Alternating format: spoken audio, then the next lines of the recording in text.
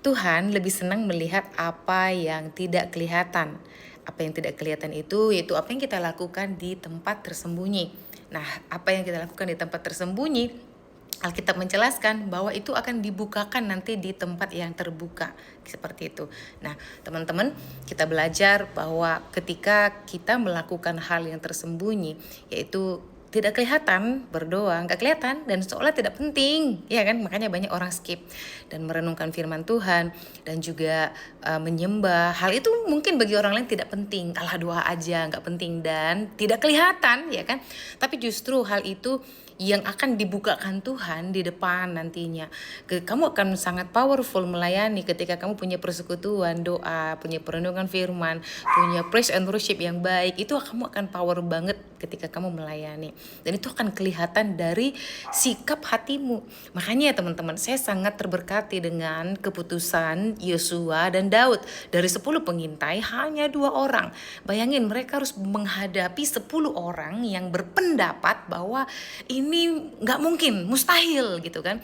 Tapi Yosua dan Kaleb punya keputusan yang berbeda dan mereka bilang nggak mungkin Tuhan itu ninggalin kita. Kalau selama ini kita ditolong, maka seterusnya kita akan ditolong. Apalagi ini perjanjian Tuhan, bahwa kita akan masuk ke tanah perjanjian. Jadi nggak mungkin Tuhan tidak menggenapinya atau Tuhan tidak menolong, seperti itu. Nah, keputusan yang Yosua lakukan itu teman-teman, saya percaya bahwa 10 orang itu pernah mengalami yang namanya makan manna. 10 orang itu pernah minum air yang diberikan Musa, dan 10 orang itu juga pernah melihat ketika mereka minta daging, Tuhan mengantarkan burung puyuh. Bahkan ada 10 banyak hal ya yang Tuhan kerjakan di dalam Alkitab. Mungkin tiang api ketika waktu malam Tuhan menjaga mereka, dan tiang awan waktu siang sehingga mereka nggak kepanasan. Saya percaya 10 orang ini melihat, nggak usah yang itu dulu ya teman, mana setiap hari on time Tuhan itu memberikan makanan yang turun dari langit untuk dimakan oleh mereka,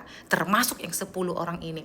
Nah, jadi bagi Yosua adalah kalau kami aja dipelihara kayak gini, jadi nggak mungkin Tuhan tidak menolong kami dalam menghadapi bangsa-bangsa yang besar itu.